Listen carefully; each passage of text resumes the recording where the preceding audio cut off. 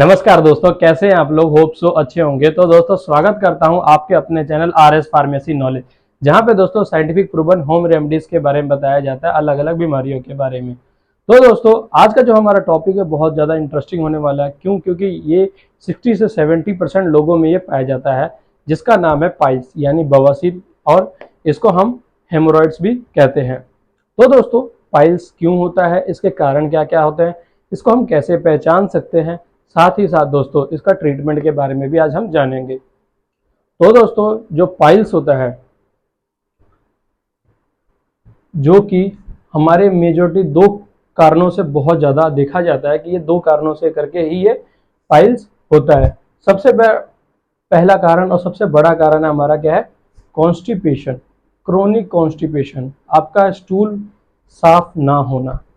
ठीक है दोस्तों, आपका पेट, जैसे कहते हैं ना, पेट साफ ना होना, पेट साफ नहीं होता, लैट्रिन हार्ड आती है, जिसकी वजह से आपको ये पाइल्स हो जाता है। ये होता कैसे दोस्तों, अगर आप मानो कि आपका जो स्टूल है, ठीक है दोस्तों, ये अगर हार्ड आ रहा है, बहुत हार्ड आ रहा है, आपको बहुत जोर लगाना पड़ रहा है, तो यहाँ पे जो ये होते हैं, हमारी होती है ब्लड वेसल्स होती हैं। ठीक है दोस्तों, ये होती है ब्लड वेसल। जैसे ये स्टूल आता है, बहुत ही फ्रिक्शन करता है यहाँ पे, तो ये जो हमारे ब्लड वेसल्स होते हैं, इसमें इन्फेक्शन हो जाता है। इन्फेक्शन होने की वजह से यहाँ पे क्या होता है, ये इसमें सूजन आ जाती है।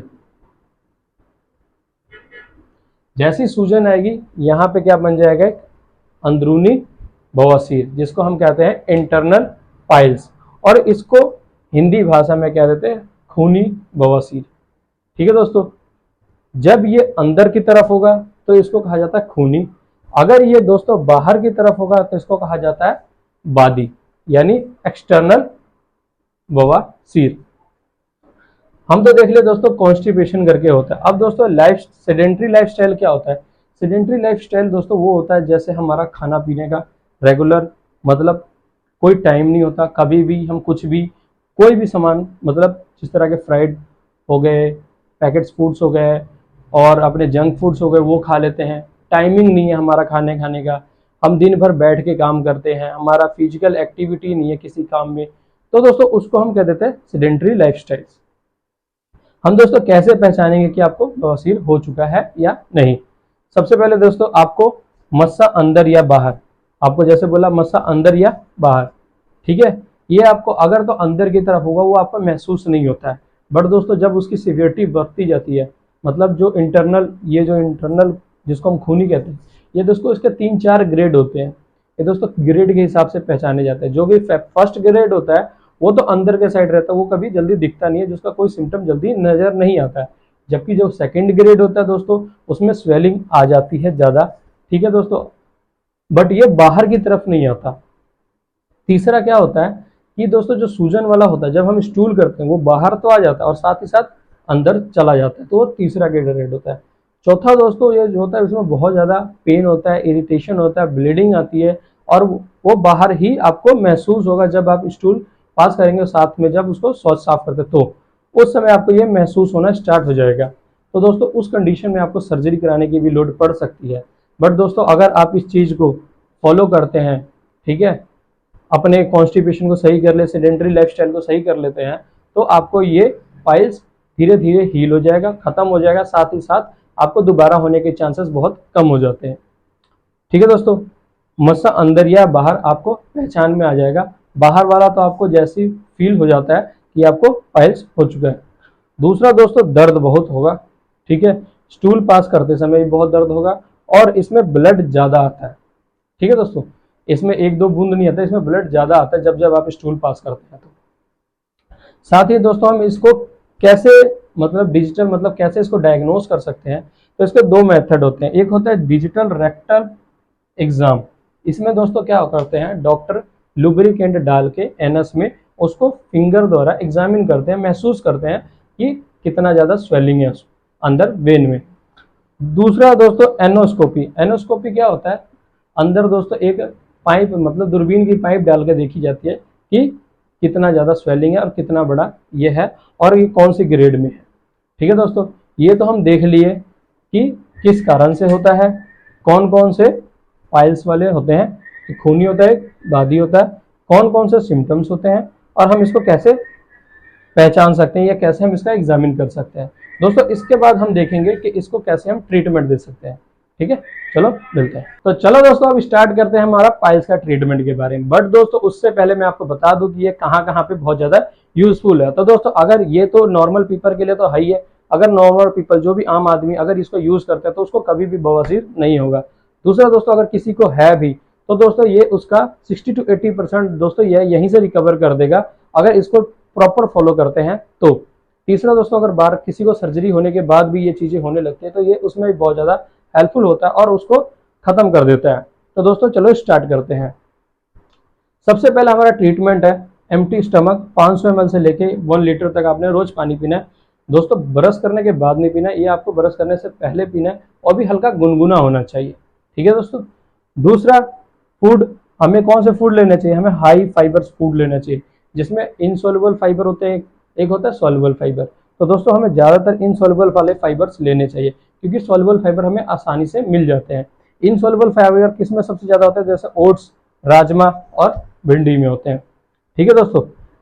अब हमें परहेज क्या क्या करना होता है।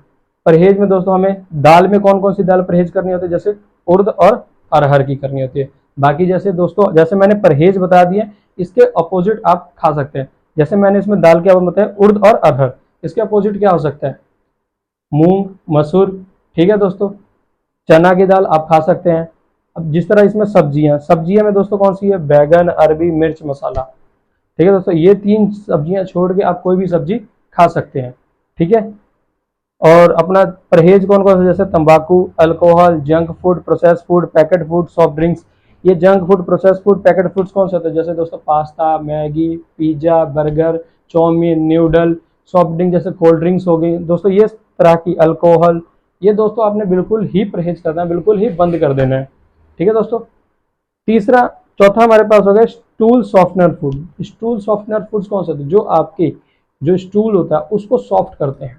ठीक है, अगर स्टूल सॉफ्ट होगा तो वो इजीली पास आउट हो जाएगा, जिसकी वजह से आपको यहाँ पे क्या होगा, फ्रिक्शन नहीं होगा। जब घिसावट नहीं होगी तो यहाँ पे क्या होगा, आपके ब्लड वेसल्स में सूजन नहीं आएगी और आपका जो ये बवासीर है, ठीक है दोस्तों, वो धीरे धीरे धीरे हील होना स्टार्ट हो जाएगा।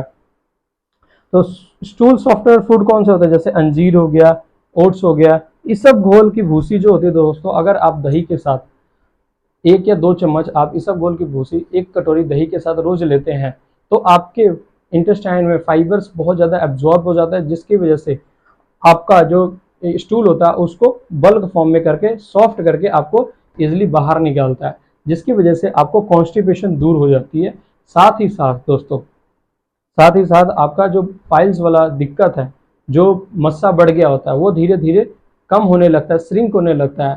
साथ ही साथ वहाँ पे आपको दर्द जो होता है वो भी कम हो जाता है।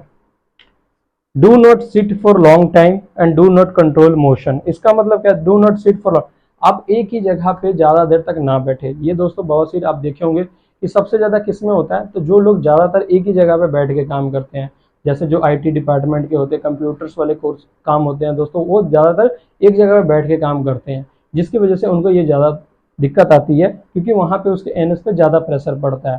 ठीक है दोस्तों। डू नॉट कंट्रोल मोशन, जब भी आपको दोस्तों मोशन लगता है, जब भी आपको लैट्रिन लगती है, आप तुरंत जाएं, उसको रोक के ना रखें। इसकी वजह से भी दोस्तों ये ऐसी दिक्कत आती है। सिट्स बाथ विद बीटाडीन, दोस्तों ये क्या होता है, इसमें क्या होता है दोस्तों, एक टब में आपने थोड़ा गर्म पानी करके, गुनगुना पानी करके रखना होता है। उसमें दोस्तों आपने 10 से 15 ml आपने क्या डाल देना होता है, बीटाडीन डाल देना होता है। और दोस्तों उसमें बैठ के कम से कम 15 मिनट आपने बैठना होता है। ये सुबह शाम करना होता है दोस्तों। इससे क्या होता है, जो आपके एक्सटर्नल और इंटरनल जो पाइल्स होते हैं उसमें दोस्तों जो ईचिंग हो रही होती है, जो सूजन होती है, जो आपको इन्फेक्शन हो गए होते हैं, उससे बिल्कुल निजात पाते हैं दोस्तों, और उसकी जो स्वेलिंग भी कम हो जाती है, साथ ही साथ वो हील होना स्टार्ट होता है। ठीक है दोस्तों। लास्ट हमारा है दोस्तों त्रिफला चूर्ण। आपने दोस्तों त्रिफला चूर्ण के बारे में जरूर सुना होगा, बहुत ही ज़्यादा कारागार है हमारी क्रोनिक कॉन्स्टिपेशन के लिए। आपको क्या करना है, 1 चम्मच त्रिफला चूर्ण लेना है, उसको सीधा अपने फाँक के ले सकते हैं या पानी में घोल के ले सकते हैं। 1 गिलास गुनगुने पानी में इसको घोल के भी ले सकते हैं, डायरेक्ट भी लेके उसके ऊपर गर्म पानी से पी सकते हैं। दोस्तों त्रिफला के अंदर जो होता है एनाल्जेसिक होती है, जो कि आपके दर्द को कम करती है। एंटी इन्फ्लामेटरी होता है जो कि आपके सूजन को, आपके जो इन्फेक्शन हो गया रहता है उसको कम करता है। एंटी फंगल भी होता है दोस्तों, एंटी वायरल होता है। इन ये जो इसके प्रॉपर्टीज होते हैं इसकी वजह से दोस्तों आपको बवासीर में बहुत ज़्यादा हेल्प मिलता है। तो दोस्तों ये तो थे बिल्कुल सिंपल, जिसका मदद से आप अपने बवासीर को बिल्कुल दोस्तों 80% तक ठीक कर सकते हैं। अगर आपका नॉर्मल बवासीर है तो वो रिवर्स हो जाएगा इन्हीं सब चीज़ों से। बस दोस्तों आपको ये 14 दिन तक करना है। आपको 14 दिन के बाद आपको दोस्तों रिजल्ट मिलना स्टार्ट हो जाता है। अगर दोस्तों इसको आप लॉन्ग टाइम यूज़ करते हो तो दोस्तों आपका जो पाइल्स है बिल्कुल ठीक हो जाएगा। तो दोस्तों अगर आप इस चैनल पे नए हो और आपको ये वीडियो बढ़िया लगी हो तो इसको जरूर लाइक और सब्सक्राइब कर देना और टैग करना दोस्तों उनको जिनको ये पाइल्स है। तो मिलते हैं दोस्तों नेक्स्ट वीडियो में। जय हिंद दोस्तों।